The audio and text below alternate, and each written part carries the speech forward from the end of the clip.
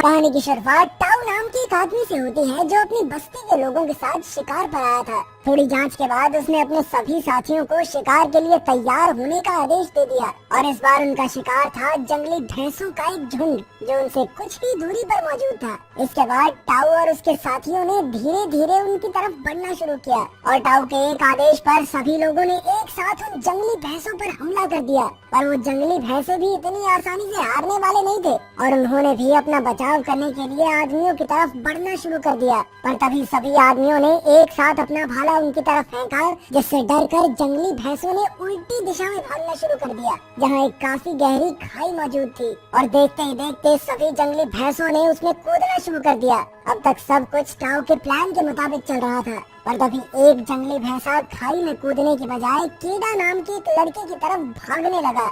असल में कीड़ा का पहला शिकार था और अनुभव की कमी की वजह से उसने उस भैंसे से डरकर भागना शुरू कर दिया। पर भैंसे ने पीछे से आकर उसे टक्कर मार दी, जिसके बाद वो जमीन पर जा गिरा। और वो भैंसा भी इतना करने से रुका नहीं, वो एक बार फिर से घूमकर कीड़ा की तरफ भागने लगा और इस बार वो उसे उठाकर सीधा खाई की तरफ भागने लगा। टाउ ने पीछे से उस जंगली भैंसे पर हमला तो किया, पर पेट में भाला लगने के बावजूद भी वो जंगली भैंसा सीधा खाई में जाकर कूद गया। टाउ और उसके साथी तुरंत ही कीड़ा को बचाने के लिए खाई की तरफ भागे, पर उन्होंने वहां जाकर देखा कि कीड़ा एक पत्थर के सहारे लटका हुआ था। पर वो ज्यादा देर तक पत्थर को पकड़ नहीं पाया और जल्द ही हाथ छूटने की वजह से नीचे गिर गया। पर किस्मत से कीड़ा सीधा खाई में नहीं गिरा, बल्कि वो एक बड़ी सी चट्टान पर जाकर बेहोश हो गया था। असल में कीड़ा टाउ का बेटा था और इसीलिए टाउ नीचे जाकर कीड़ा को बचाना चाहता था, पर उसके साथियों ने उसे ऐसा करने से रोक दिया। थोड़ी देर बाद रात भी हो गई, पर टाउ को अब भी विश्वास था कि शायद उसका बेटा बच सकता है,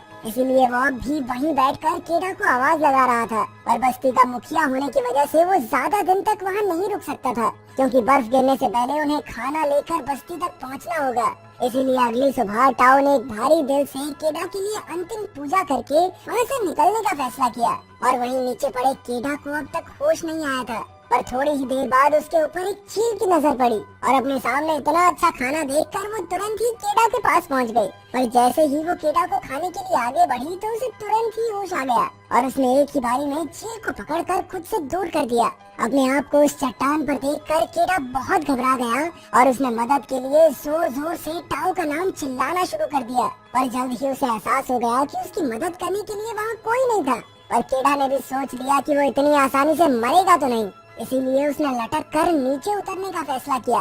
इस कोशिश में उसका पैर भी फिसल गया, पर सही समय पर उसने चट्टान को फिर से पकड़ लिया और अब उसके पास नीचे से कोई सहारा नहीं था और वो ज्यादा देर तक सिर्फ अपने हाथों के बल लटका तो नहीं रह सकता था, इसीलिए उसने पूरी जान लगाकर उस चट्टान को पकड़े रखा। कुछ देर बाद उस जगह पर बहुत तेज बारिश होने लगी और देखते ही देखते नीचे इकट्ठा हुए पानी ने एक नदी का रूप ले लिया। कीड़ा का मानना था कि अपनी जान बचाने का उसके पास आखिरी मौका है और इसीलिए उसने बिना कुछ सोचे नदी में छलांग लगा दी।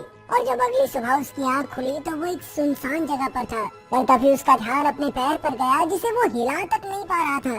जूते उतारने पर उसने देखा कि उसके पैर की हड्डी हिलने की वजह से उसका पैर काफी ज्यादा सूज रखा था। उसने तुरंत ही दो पत्थरों की मदद से अपने पैर को सहारा दिया, जिसके बाद वो सबसे पहले अपनी हिली हुई हड्डी को वापस अपनी जगह पर लाया और फिर उसने अपने जूते पर लकड़ी लगाकर चलने के लिए अपने पैर को सहारा दिया।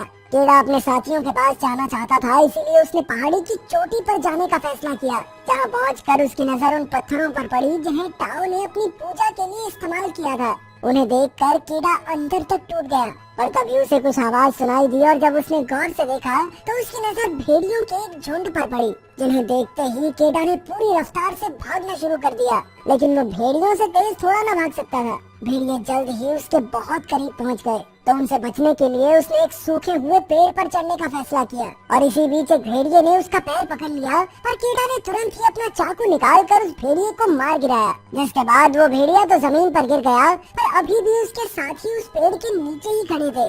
इसीलिए कीड़ा ने उनके जाने तक उसी पेड़ पर रुकने का फैसला किया, जिसके बाद उसे पूरी रात उसी पेड़ पर गुजारनी पड़ी। और अगली सुबह जब उसकी आँख खुली तो उसने देखा कि भेड़िए अपने जख्मी साथी को वहीं छोड़कर वहाँ से चले गए थे। कीड़ा ने सबसे पहले अपने चाकू को एक लकड़ी से बांधकर अपने लिए एक हथियार बनाया, जिसके बाद वो जख्मी भेड़िए को मारने के लिए उसके पास गया।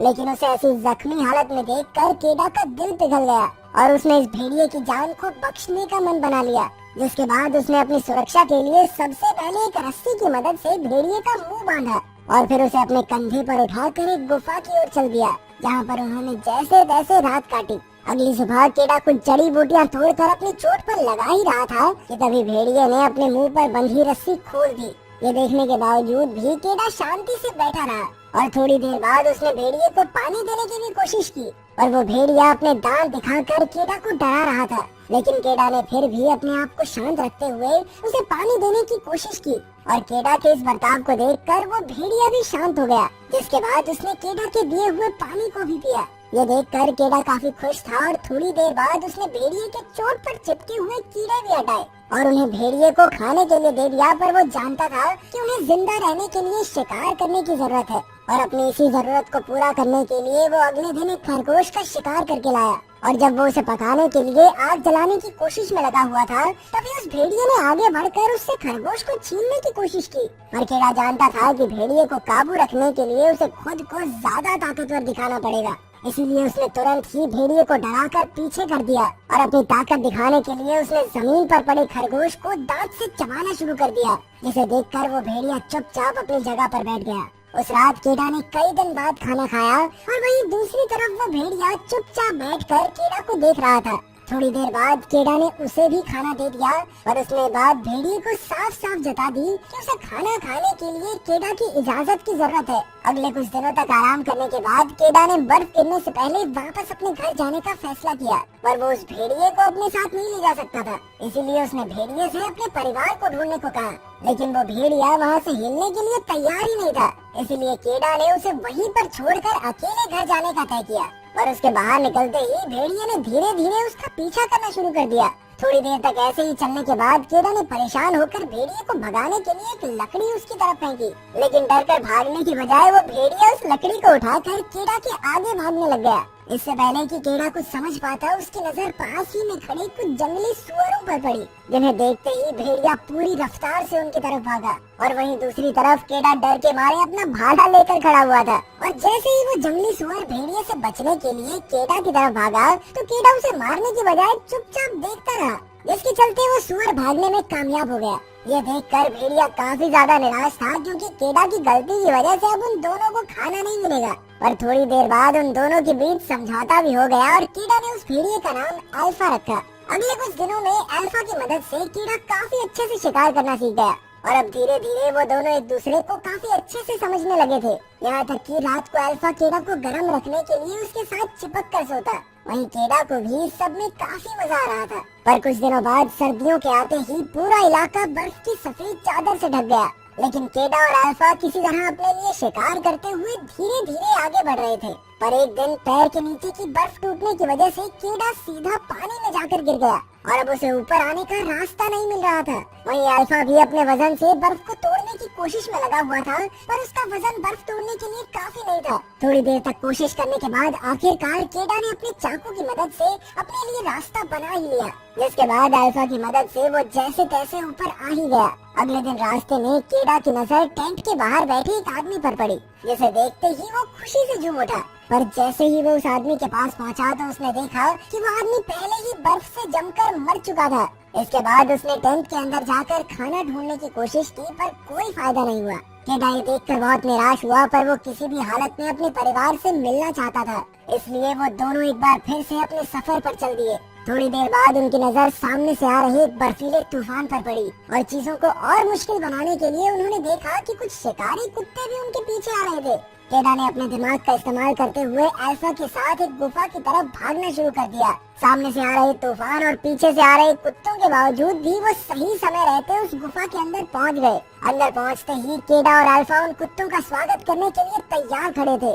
थोड़ी देर तक इंतजार करने के बाद वो समझ गए कि वो कुत्ते जरूर तूफान में फंस गए होंगे। केडा को लग रहा था कि खतरा अब टल चुका है, लेकिन अल्फा अभी भी दीवार की तरफ मुंह करके हमला करने के लिए तैयार खड़ा था और कुछ ही सेकंडों बाद उनके सामने एक काले रंग का तेंदुआ आया जिसने केडा को देखते ही उस पर हमला कर दिया।